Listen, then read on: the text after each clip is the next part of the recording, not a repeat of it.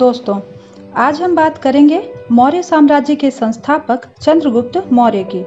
इतना बड़ा साम्राज्य आज तक किसी राजा ने स्थापित नहीं किया था। मौर्य साम्राज्य से पहले भारत 16 महाजनपदों में बटा हुआ था और ये सभी महाजनपद आपस में ही लड़ते रहते थे।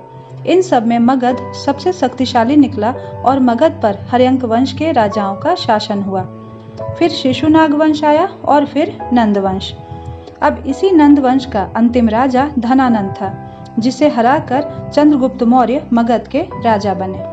अब पहले ये जान लेते हैं कि मौर्य साम्राज्य की जानकारी के स्रोत क्या क्या हैं। तो मौर्य साम्राज्य की जानकारी के कई सारे स्रोत हैं, साहित्यिक स्रोत और पुरातात्विक स्रोत।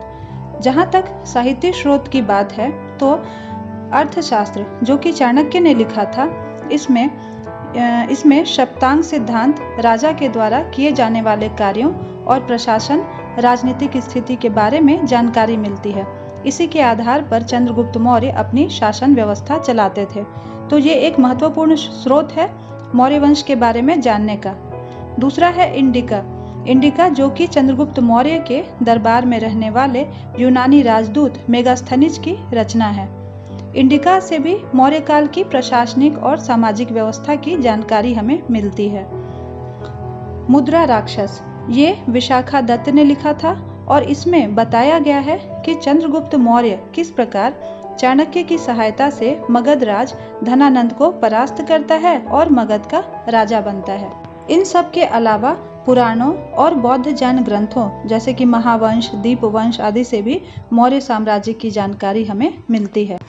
अब जहाँ तक पुरातात्विक स्रोतों की बात आती है तो सम्राट अशोक के अभिलेख, शिलालेख और इसके अलावा भवन, स्तूप, गुफा और मिट्टी के बर्तनों के जो अवशेष हमें मिले हैं, उन सब से भी मौर्य साम्राज्य के इतिहास के बारे में बहुत जानकारी मिलती है। जूनागढ़ अभिलेख भी एक महत्वपूर्ण पुरातात्विक स्रोत है। नंद वंश का अंतिम राजा धनानंद बड़ा ही लालची और अकर्मण्य शासक था। प्रजा पर उसने तरह तरह के कर लगा रखे थे और प्रजा पर वो बहुत अत्याचार करता था, जिससे मगध के लोगों में राजा के प्रति असंतोष की भावना थी। प्रजा त्राही त्राही कर रही थी। तभी ऐसे ही समय में तक्षशिला के आचार्य चाणक्य, जिन्हें विष्णुगुप्त और कौटिल्य भी कहा जाता है, मगध नरेश धनानंद के राज दरबार में जाते हैं। जाने का कारण था कि विदेशी आक्रमणकारियों से अपने देश की रक्षा करने के लिए सहायता। लेकिन धनानंद ने चाणक्य की एक न सुनी और उनका बहुत अपमान करके राज दरबार से निकाल दिया। अब आचार्य चाणक्य ने सोचा कि मगध के राज सिंहासन पर किसी योग्य राजा को बिठाना अति आवश्यक है। तो आचार्य चाणक्य किसी योग्य की खोज में लग जाते हैं, जिन्हें मगध का भावी राजा बनाया जा सके। अब बात करते हैं चंद्रगुप्त की। तो इनका जन्म संभवतः 340 बीसी में पाटलिपुत्र बिहार में हुआ था। इनके पिता मौर्य जाति के प्रधान थे और इनकी माता का नाम मूरा था। इनका बचपन चरवाहों के बीच बीता था। एक दिन चंद्रगुप्त अपने दोस्तों के साथ खेल खेल रहे थे। उसमें ये राजा बने और कुछ अभियुक्तों का न्याय करने लगे। खेल खेल में ही उनके इस न्याय को देख करके दूर खड़े चाणक्य बड़े प्रभावित हुए।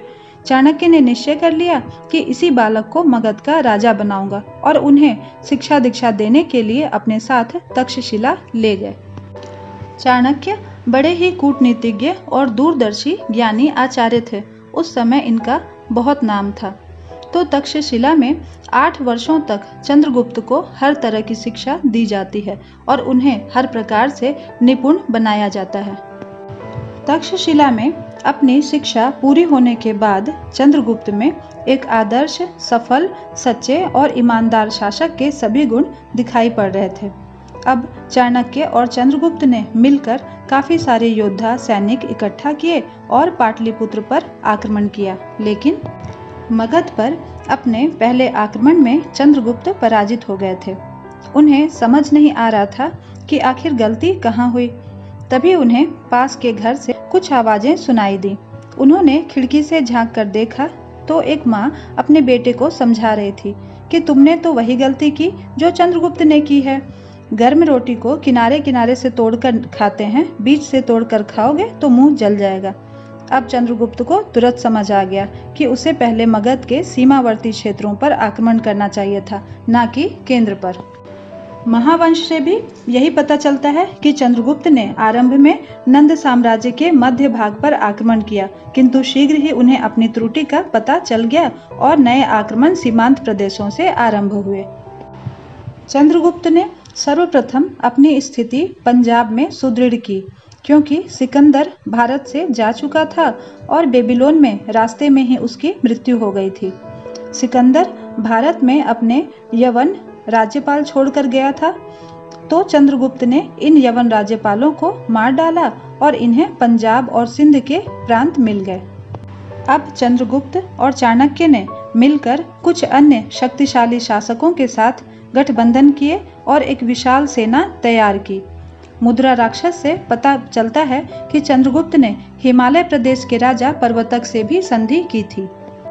अब चंद्रगुप्त मौर्य का धनानंद से युद्ध हुआ। तो चंद्रगुप्त मौर्य का धनानंद से जो युद्ध हुआ था, उसने देश का इतिहास बदल कर रख दिया। प्राचीन भारत के 16 महाजनपदों में सबसे शक्तिशाली था मगध, और चंद्रगुप्त ने उसके शासन को उखाड़ फेंका। इस प्रकार चंद्रगुप्त मौर्य ने चाणक्य के मार्गदर्शन से बेहद कम उम्र में मौर्य साम्राज्य की स्थापना 322 बीसी में की। इन्होंने चाणक्य को अपने राज दरबार में मुख्य राजनीतिक सलाहकार एवं प्रधानमंत्री नियुक्त किया। चंद्रगुप्त मौर्य का शासनकाल 322 बीसी से 298 बीसी माना जाता है।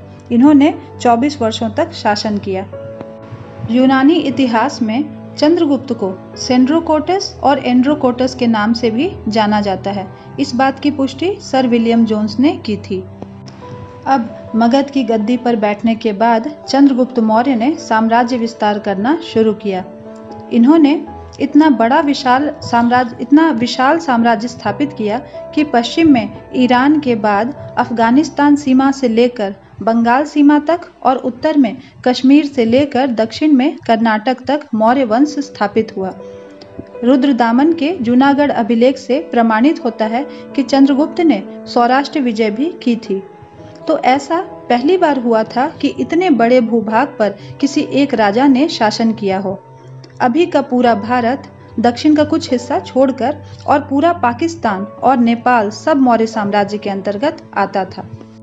अभिलेखों से पता चलता है कि चंद्रगुप्त मौर्य का लगभग संपूर्ण राज्यकाल युद्धों द्वारा साम्राज्य विस्तार करने में बीता था।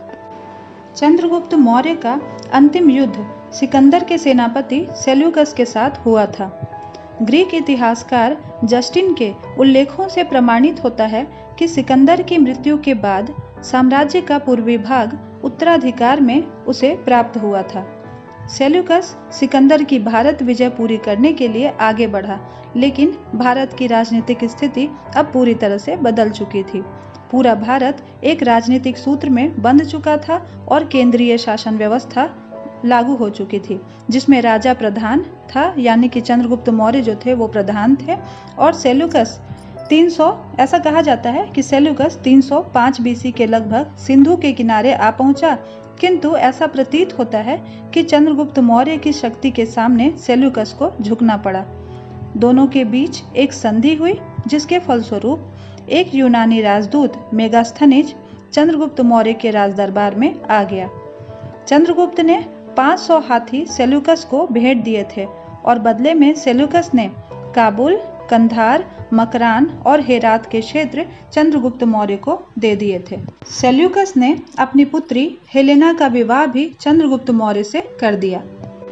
जस्टिन और प्लूटार्क के अनुसार चंद्रगुप्त मौर्य ने 6 लाख सेना के साथ पूरे भारतवर्ष को रौंद डाला था। जस्टिन ने ही सिकंदर और चंद्रगुप्त मौर्य की भेंट का भी वर्णन किया था, पर ज्यादातर इतिहासकार इसे सही नहीं मानते। अब बात करते हैं चंद्रगुप्त मौर्य की शासन व्यवस्था की, जिसकी प्रशंसा आधुनिक राजनीतिज्ञों ने भी की है। चंद्रगुप्त की शासन व्यवस्था अर्थशास्त्र, जो कि उनके गुरु चाणक्य ने लिखी थी, पर आधारित थी। मेगास्थनीज की इंडिका से भी इनके शासन व्यवस्था पर बहुत प्रकाश पड़ता है। राजा शासन के विभिन्न अंगों का प्रधान था। उनकी सहायता के लिए मंत्री परिषद थी। मेगास्थनीज ने 2 प्रकार के अधिकारियों का उल्लेख किया है, एक मंत्री और दूसरा सचिव। कई सारे गुप्तचरों का भी उल्लेख है जो कि सभी कर्मचारियों पर अपनी दृष्टि रखते थे और राजा को प्रत्येक बात की सूचना देते थे। शासन की इकाई ग्राम थी। दंड विधान कठोर था ताकि लोग अपराध ही ना करें। राजा द्वारा जनहित के कार्य करवाए जाते थे क्योंकि अर्थशास्त्र में आदर्श राजा का काम ही था प्रजा के हित और भलाई की सोचना। तो प्रजा बहुत ही सुखी और संपन्न थी। मौर्य काल में कृषि के लिए सिंचाई की उचित व्यवस्था हो, इसके लिए चंद्रगुप्त ने विशेष प्रयत्न किए थे। रुद्रदामन के जूनागढ़ अभिलेख में चंद्रगुप्त मौर्य के द्वारा सौराष्ट्र में एक पहाड़ी नदी के जल को रोककर सुदर्शन झील के निर्माण का उल्लेख है। चंद्रगुप्त की विशाल सेना में 6 लाख से भी अधिक सैनिक थे।